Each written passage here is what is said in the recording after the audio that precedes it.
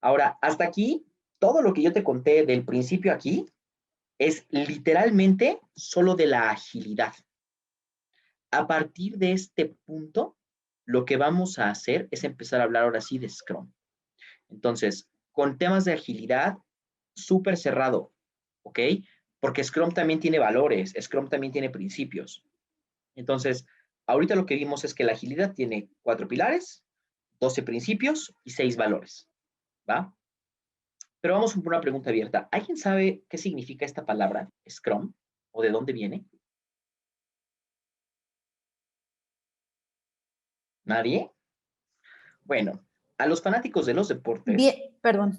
Adelante, adelante. Viene, según entiendo, viene de una palabra, es una jugada de rugby. Es correcto. El rugby es la versión más salvaje del fútbol americano, a mi humilde parecer. Pero exactamente, hay una posición al principio donde los jugadores se ponen, se agarran entre todos los hombros y se ponen un equipo de 8 personas frente a otro equipo de 8 personas y empiezan todos a empujar con un solo objetivo. La fuerza que genera el equipo de rugby es brutal. De hecho, hace poquito nos tocó hablar estuvimos dando un taller para el British Council y nos comentaban exactamente que la posición de rugby es tan fuerte que si los miembros del equipo no se coordinan bien y no lanzan bien, pueden lastimar e incluso lastimar de severidad. O sea, ha habido casos hasta donde alguien se desnuca porque simplemente no estaban bien posicionados en esta parte, ¿no? Entonces, es muy importante la alineación y es muy importante que todo el equipo esté junto. Y de ahí nace la palabra Scrum para esto. Scrum es un marco de trabajo que busca exactamente esto. Ahora, para muestra un botón, vamos a poner un pequeño video que a mí me gusta mucho compartir porque creo que representa claramente el espíritu de Scrum. Entonces, vamos con ese.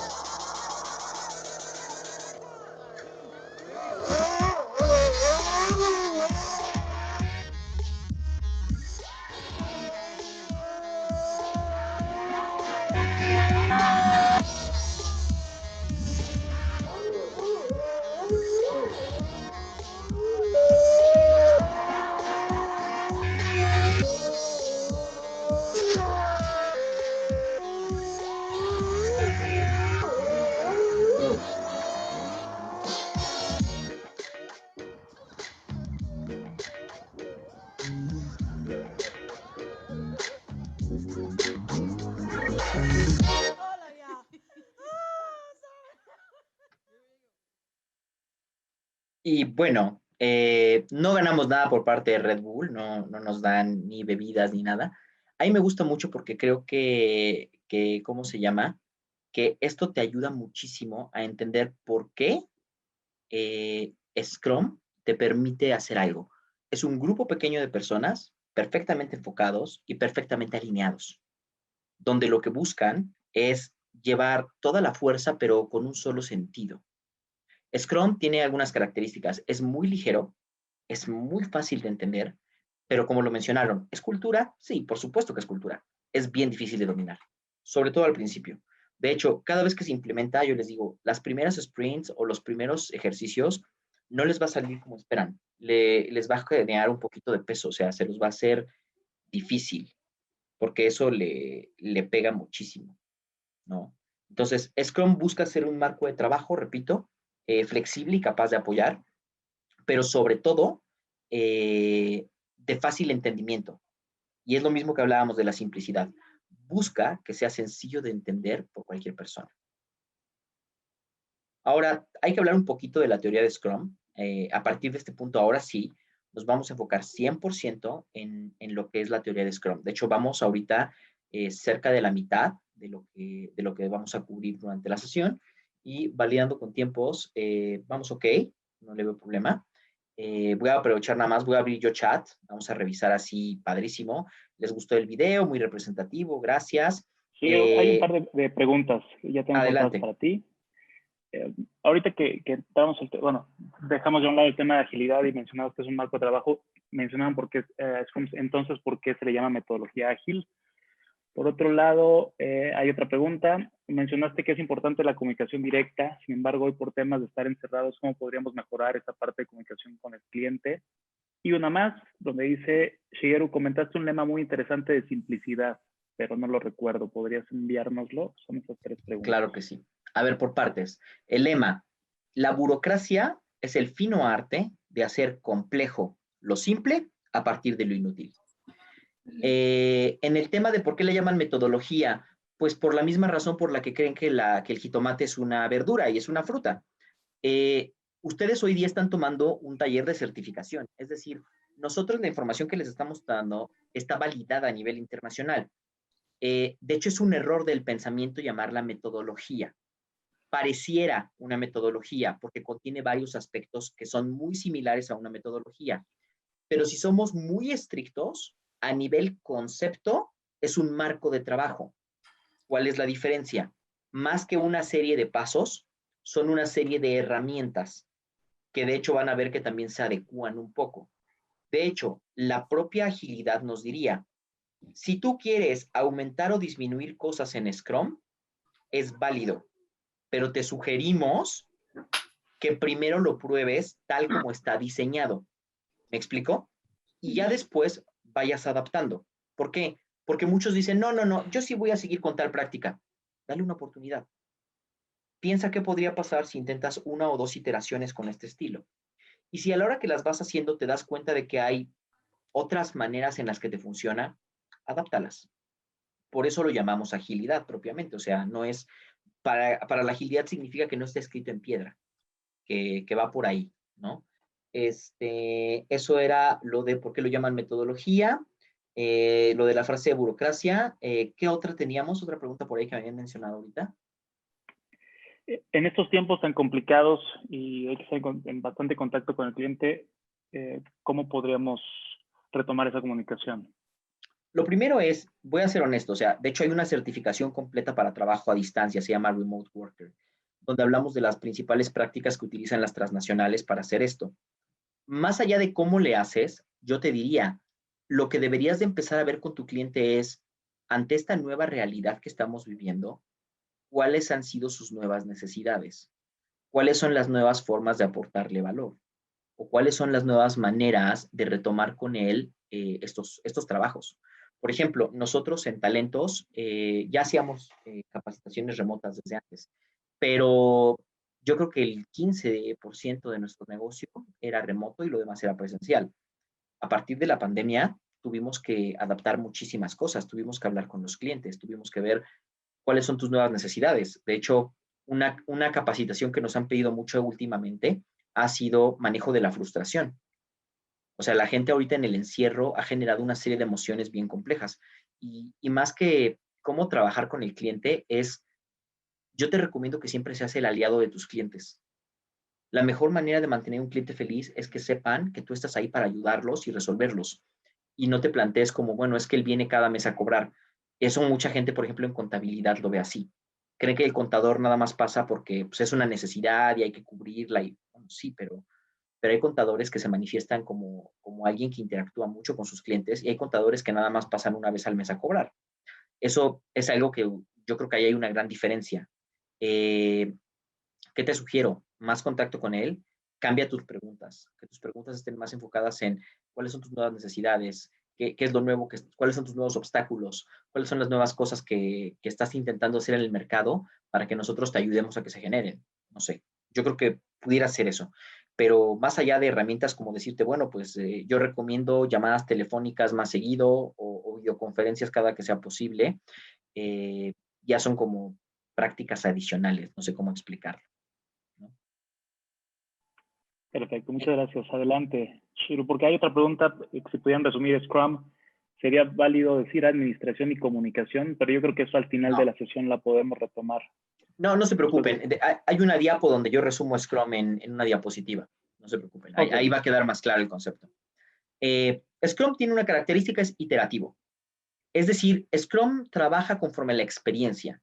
Conforme el equipo va entregando y va haciendo mejoras, va aprendiendo. Aprende de las necesidades del cliente, aprende de cómo trabajan entre ellos, aprende de lo que el cliente está esperando. Entonces, va mejorando. El empirismo te asegura que conforme vas avanzando en los proyectos, vas teniendo nuevos elementos para cambiar tus actividades. Y esto es elemental, o sea, a mí un cliente me habla y me dice, Shigeru, ¿qué capacitaciones me recomiendas? Y siempre les digo, pues no sé, no conozco tu empresa para saber qué les hace falta.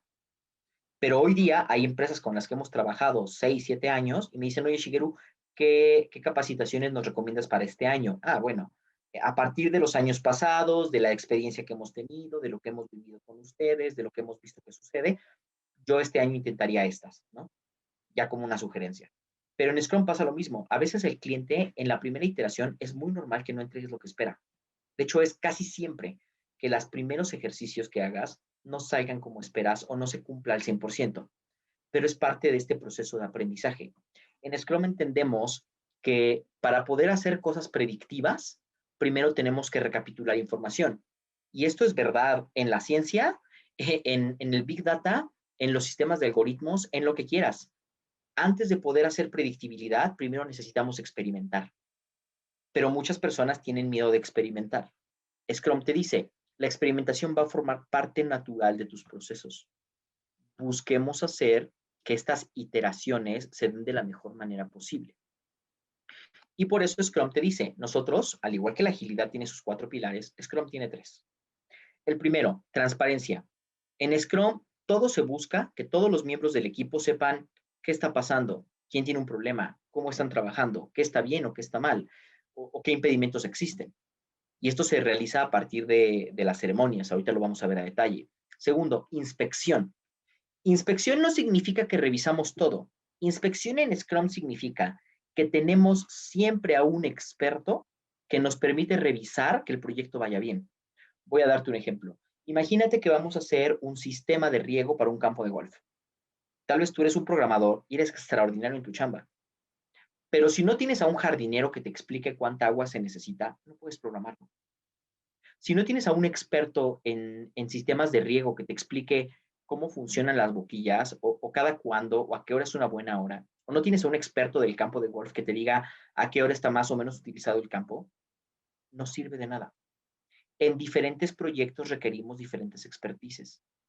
Lo importante es siempre tener a alguien con el suficiente conocimiento para sumar valor e inspeccionar el proyecto. Eso sí es importante. Y el tercero, adaptación. Siempre que es necesario, adaptamos a los miembros del equipo o adaptamos las entregas o adaptamos las negociaciones con el cliente. Siempre que sea posible. Entiendo que no en todos los escenarios es 100% posible, pero buscamos que la adaptación no sea un excluyente, ¿me explico? Es decir, hay muchos equipos que dicen, no, vamos a seguir como vamos. Bueno, o sea, no. De hecho, la pandemia me lo ha puesto muy en evidencia. Hay muchos capacitadores de mi competencia, por así decirlo, que todavía hoy he llegado a hablar con algunos y me dicen, es que ya me urge que se acabe la pandemia, ya para volver a dar sesiones. Híjole, chavos, eso hace 6 meses tenías que haber cambiado algo. Hace 6 meses tenías que haber empezado a pensar que esto podía durar más. De hecho, nosotros hemos pronosticado que quizá esto se extiende a marzo, no sé, ¿no? Pero se puede extender más o puede acabar antes, no lo sé. Sin embargo, estamos pensando en adaptarnos conforme sea necesario. Nos dicen, oye, ¿cómo le vas a hacer con Lego? Pues ya estamos buscando cómo. Hacemos sesiones de Lego Serious Play y estamos pensando en cómo hacer para que en cada semáforo, según las regulaciones, hagamos o no hagamos las actividades. Eso dependerá. Pero la adaptación es algo fundamental para que Scrum funcione, para que podamos estar a las vivas de todo esto. Ahora, Scrum también tiene sus valores, así como la agilidad tiene 6 valores fundamentales que nos hablan realmente de cómo se llevan las cosas. Scrum tiene 5. El primero, compromiso.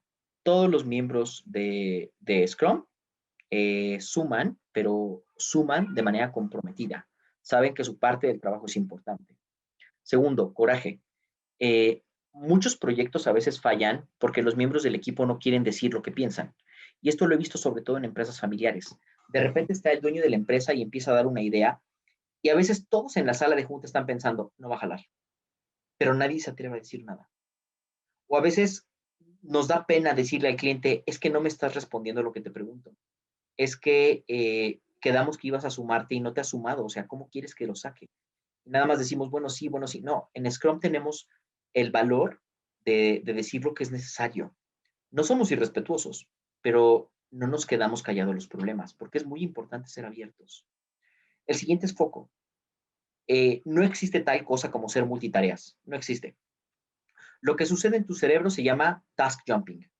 Es decir, tú saltas de una actividad a otra de manera muy rápida, pero no porque seas capaz de hacer dos al mismo tiempo. Simplemente estás saltando y saltando y saltando de actividad a otra, igual que una computadora. Una computadora no puede estar haciendo dos procesos, no. Va haciendo uno y salta de uno a otro muy rápido. Pero literalmente el cerebro humano pasa lo mismo. Buscamos en Scrum que la gente esté enfocada, que vayamos punto por punto del proyecto y vayamos haciendo terminados, es decir, llegar a done las cosas. Somos abiertos, en Scrum todas las críticas son buenas, son constructivas, o sea, tenemos que sumar a lo que la gente nos dice. Somos abiertos al cambio, somos abiertos a la crítica, somos abiertos a lo que otras personas nos quieran comentar. Y por último, respeto. O sea, tratamos a la gente con respeto. Y de hecho vamos a hablar de qué significa. Respeto nace de dos palabras, bueno, de dos raíces, perdón, etimológicas. Re, que significa una y otra vez, y expectare, que significa ver o observar. Entonces, respeto, en su base más esencial, significa tratar a la gente siempre como si fuera la primera vez que los tratas. Volverlos a tratar como si fuera la primera vez que los tratas. Y en eso es donde se suma. Cuando en un equipo hay respeto entre los integrantes, hay colaboración y sientes la tranquilidad de compartir tus ideas, entonces sí compartes. Entonces sí te abres. Entonces, estas son las bases fundamentales de Scrum. Los principios, que son tres: inspección, transparencia y adaptabilidad. Y los valores, que son cinco: compromiso, coraje, enfoque, apertura y respeto. Ahora, ya vamos a entrar en cómo funciona Scrum. Scrum, lo primero que te quiero comentar es, independientemente de los puestos del trabajo, de que sea tu jefe o no sea tu jefe, tiene algo que se llaman roles. ¿Qué son los roles? Un rol es, además de un rico pan, es un conjunto cohesivo de responsabilidades que pueden cubrir una o más personas. Es decir, pueden ser cubiertas sin importar el puesto. Hay básicamente tres roles que hacen Scrum: el Scrum Master, el Product Owner y el Dev Team. Lo voy a explicar de la manera más simple que se pueda. En el video que viste, había 8 personas empujando, es decir, estaban haciendo el trabajo. Esos son el Dev Team o equipo de desarrollo. Pero también había un coach que iba diciéndoles, muévete, ajustate, no te sueltes, enfócate. Ese es el Scrum Master. Es alguien que en general no debería estar haciendo el trabajo, pero mantiene viva la agilidad, mantiene vivo el proceso. Y existe un tercero que se llama el Product Owner. El Product Owner es el vínculo entre el cliente y los que desarrollan el proyecto. Suele ser como un vendedor consultivo o suele ser la persona que entiende las necesidades de ambas partes y vela por los intereses de ambos lados. Vela por los intereses del cliente, pero también vela por los intereses de la organización. Entonces, estos son los tres roles que, si te pones atención, no importa cuál es tu puesto en la empresa. Lo que importa es cómo te desempeñas dentro del equipo de Scrum. Y ahí es donde sumamos, ¿vale? Entonces, ¿queda clara esta primera parte donde vamos en los roles? ¿O alguna duda, algo que quieran sumar antes de seguirnos? ¿No? Sigámonos entonces. ¿Cuál es una regla o una noción general que hablamos cuando hablamos de los equipos? Esto no lo vas a encontrar en la literatura, digamos, académica, ¿no? ¿Qué es esta parte? La regla de las dos pizzas. Un equipo de Scrum tiene la característica de ser un equipo pequeño. pero tienes que tener cuidado. Tiene que ser lo suficientemente compacto como para que la información fluya bien. Cuando hay demasiadas personas en un equipo, la información bloquea. Pero no puede ser demasiado pequeño, porque entonces no son capaces de entregar trabajo de manera significativa. La idea es que tu equipo sea entre 3 y 9 personas. Ese es como el parámetro. Y Jeff Bezos, fundador de Amazon y CEO de Amazon, todo Amazon lo construyó a partir de Scrum. Y dice, para mí hay una regla, se llama la regla de las 2 pizzas. Si cuando estás reunido con tu equipo para trabajar piden de comer y necesitas más de 2 pizzas para que todos coman, tal vez tu equipo es demasiado grande. Hoy es que hay alguien que come mucho, entiendo, pero si hay alguien que come mucho, hay alguien que no come tanto. Entonces, es una norma juguetona de decir, mantén a tu equipo compacto. A mí en lo personal, en diferentes industrias varía, pero en capital humano y capacitaciones, yo creo que mi número mágico es 5. Pero he visto que, por ejemplo, en equipos de desarrollo de programas, he visto equipos funcionar con 3 increíble y he visto equipos funcionar de 9 increíble. Entonces, es una sugerencia y una recomendación. Busca, según tu industria y según tu equipo y tu forma de trabajar, cuál es un buen tamaño en tu equipo. Pero esta es una forma rápida de recordar siempre ese principio, la regla de las 2 pizzas. Trata de que tu equipo nunca sea demasiado grande, pero tampoco exageradamente pequeño. ¿Vale? Entonces, ¿cómo se visualiza esto? O sea, y ahí viene la contraparte. Ya te hablé del equipo de Scrum dentro de Scrum, pero existe la otra parte que es el cliente y el usuario. A este lo llamamos el accionista, el stakeholder. El stakeholder es una persona, un grupo, una organización o alguien externo que está interesado en que el proyecto fluya o no fluya. Y básicamente hay 3 tipos de stakeholders: el cliente, el usuario y el patrocinador. Yo lo hago con un ejemplo porque creo que queda mucho más claro así. Imagínate el producto Gerber, esta papilla que le damos a los bebés. El producto, el usuario es el bebé. El bebé es el que se come la papilla, el bebé es el que se nutre de la papilla, el bebé es el que va a consumir la papilla, ¿no? Pero no le vendes al bebé, le vendes al cliente.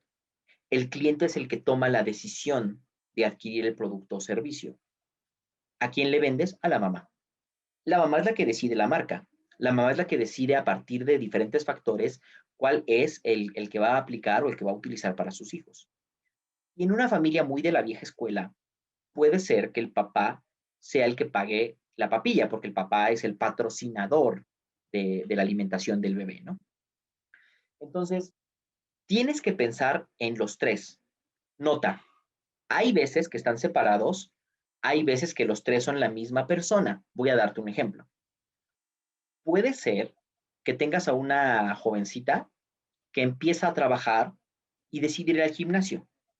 Bueno, ella decide que quiere ir al gimnasio, entonces es usuario. Ella decide cuál va a ser el gimnasio que va, ella es el cliente. Y ella trabaja y se paga ella solita su gimnasio, ella solita es patrocinador. A veces está en el mismo individuo, pero a veces está separado. ¿Por qué es importante hacer la separación? Porque a veces los diferentes stakeholders tienen diferentes intereses. Vamos a pensar en el Gerber. ¿Cuál es el interés del bebé? Que la papilla sea rica, que me guste, que el sabor sea agradable. ¿Cuál es el interés de la mamá? Que sea nutritivo. ¿Y cuál es el interés del papá? Que me alcance para comprarlo. Entonces, si tú haces una papilla muy nutritiva, pero que el bebé no se la come, no sirve, porque el usuario no lo quiere, aunque la mamá diga que sí. De hecho, en la antigüedad, y te estoy hablando hace 20 años, alguien muy cruel hizo una cosa que se llama emulsión Scott de hígado de bacalao, y mi mamá me la intentaba dar a mí y a mis hermanas. Híjole, era una tortura, porque al usuario le era muy desagradable. Pero a todas las mamás las convencieron de que era ideal para que los niños crecieran. Entonces, convencieron al cliente, pero el usuario no quería. Entonces, ahí hay un error de diseño. Ahora imaginemos el caso contrario. Haces una papilla brutalmente deliciosa de árboles masajeados. O sea, masajean a los árboles todos los días y les dan de comer almendritas y todo para hacer las mejores manzanas del mundo. Y derivada de esa papilla, tu bebé va a ser deliciosa y además va a ser súper nutritiva. Ok, me encanta. ¿Cuánto cuesta? 16 euros por frasquito. El patrocinador te va a decir, estás loco. No, no va a pasar. Entonces, si tú haces un proyecto sin pensar en tus 3 niveles de stakeholder, es muy probable que cometas graves errores de diseño. Ten mucho cuidado a la hora de generar esto. Voy a hablar ahora sí de cómo se ve la relación en Scrum. Tú tienes a un cliente, ¿va? Y el cliente expresa una necesidad. Esa necesidad que expresa, el product owner va con el cliente y digamos que toma la lista de requerimientos, por así llamarla. Esta lista de requerimientos que toma con el cliente nos da la idea general de lo que el cliente necesita. Pero el product owner a veces no puede tomar la decisión en vivo. Entonces, habla con el cliente le dice, yo necesito todo esto, y le dice, perfecto, déjame ir a mi empresa. El product owner regresa a su empresa o a su área de trabajo, si es que es un proyecto interno, y dice, este es un trabajo de universidades. Voy a tomar el ejemplo. Yo creo que Juan es una persona que ya ha trabajado en varias universidades y varios proyectos de universidad. Yo creo que él es la persona ideal para hacer el máster de este proyecto. Entonces, el product owner habla con Juan y le dice, oye, este es el proyecto, estas son las necesidades. Y entre ellos dos dicen, yo creo que necesitamos a Manuel y a Pedro, o a Manuel y a Sofía, porque ellos serían buenos para diseño y para el programa o para las necesidades, no sé. Y entonces eligen a los miembros que harían un buen equipo para ese proyecto. Ellos serían el dev team. Estos 3 empezarían a platicar de las necesidades del cliente y habría una retroalimentación. Es decir, oye, señor cliente, fíjate que sí podemos hacer esto que pides, pero esto otro, o requerimos más presupuesto, o esto otro actualmente es imposible, o esto otro solo se puede si renuncias a esta otra parte. Y esa es la negociación inicial. El product owner a veces no sabe todo lo que es el tema técnico, pero es el vínculo que busca las necesidades del cliente y las necesidades de ella. Una vez que product owner y cliente han llegado a un acuerdo que el equipo acepta, que dice, sí, sí lo podemos hacer, y que el product owner revisa presupuestos y ve que es viable y ve que se puede hacer, y que todos aceptan, el proyecto inicia. ¿Ok? Pero el product owner es la voz del cliente y del equipo. Es este punto intermedio. El Scrum Master es como el coach que vimos en el video. Es alguien que no está empujando, pero que ayuda a que se mantenga la agilidad.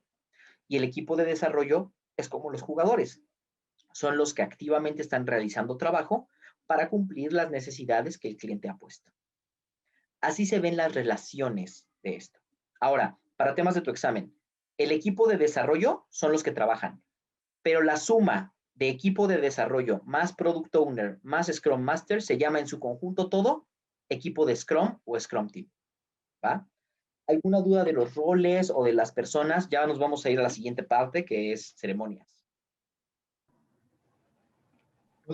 Creo que con lo que acabas de validar, lo que acabas de responder, ya hay varias preguntas que quedan aclaradas. Shigeru. Ok, perfecto. Yo tengo una duda, no sé si se puede. A ver. Adelante, Javier, un poquito te más fuerte escuchamos. nada más porque está un poquito lejos. Ok, cuando yo he visto tecnologías ágiles, comparando Scrum con Agile, Scrum habla mucho como de una democratización, como que no hay tanta jerarquía en el equipo de trabajo comparado con el Agile, ¿no? En donde hay más bien como las órdenes vienen de arriba hacia abajo. ¿Cómo funciona esto en Scrum? Ok, primero, Scrum es ágil. Lo que pasa es que Agile o ágil es una forma de pensamiento. Scrum es un marco de trabajo que tiene una forma de pensamiento ágil. ¿Sí me explico? Ágil es como filosofía y Scrum es el cómo trabajamos. Ahora, Scrum, cuando hablamos de democratización, el término está mal utilizado ahí. Democratización para Scrum significa que puede ser utilizado en cualquier medio. Significa que lo pueden utilizar arquitectos, ingenieros, gente de sistemas, coordinadores de eventos, presentadores, programas de televisión y funciona. Que no necesariamente todos los marcos de trabajo pueden. Por ejemplo, XP o Extreme Programming solamente es para programadores. No le sirve a un diseñador de fiestas, no le sirve a un planificador, no, pero Scrum sí. Por eso Scrum se considera que está democratizando la agilidad. Ahora, es verdad, no hay jerarquías en el equipo. Es decir, si tienes a tu jefe y si tienes subalternos, pero a la hora que son el equipo y que están trabajando temas del equipo, lo que hay son roles más no jerarquías. ¿Qué quiere decir? Hay veces donde, no sé, el más humilde de los ejecutivos es el máster, porque es el que más sabe. Dicho de otra manera, imagínate que queremos crear la mejor escoba del mundo. ¿Quién debería de estar a cargo del proyecto? El barrendero. Él es la persona que realmente sabe, entiende y mueve las necesidades. ¿Me explico? Entonces, en ese sentido, por eso son roles y no están ligados a tu puesto. A veces puede ser que tú seas el encargado de IT y puede ser que a veces eres Scrum Master, puede ser que a veces seas Product Owner y puede ser que a veces seas parte del equipo de desarrollo. Y está bien. Y si alguna vez te vuelves cliente, está bien. ¿Me explico? Ahora, cuando hablo de customer, hablo de cualquier stakeholder. Aquí podría ser que el patrocinador, el cliente y el usuario estén platicando con el product owner. Y como lo mencioné, hay veces que son la misma persona, hay veces que son tres diferentes. Pero todos los que están interesados en que el proyecto funcione están aquí, en la parte del cliente, y le dan información al product owner. Es decir, aquí el papá de la familia le dice, yo sí quiero una papilla buena, pero no estoy dispuesto a pagar, no sé, 40 pesos por papilla, o sea, no está carísimo lo que me dices. La mamá le dice, claro que me importa que sepa rico, pero necesito que tenga nutrientes, o sea, no me des una papilla de pura azúcar. Y el bebé le dice, oye, sí, bueno, ok, quieres que sepa rico, entendimos. Todas esas necesidades, el Product Owner las toma, pero Product Owner a veces es un director, a veces es un ejecutivo, a veces es un gerente, quien sea que toma las necesidades, y es el vínculo de estos dos, es el Product Owner. A eso nos referimos con la parte de jerarquías. Product Owner escoge, sin importar su puesto, quién es el mejor Scrum Master para ese proyecto. Y después deciden quiénes son los miembros que van a ayudar a que el equipo funcione. Pero cuando están trabajando, en el equipo no hay jerarquía, aunque la organización sí las tenga. A eso se refiere Scrum. No sé si con eso queda claro. Sí, clarísimo. Muchas gracias. Perfecto.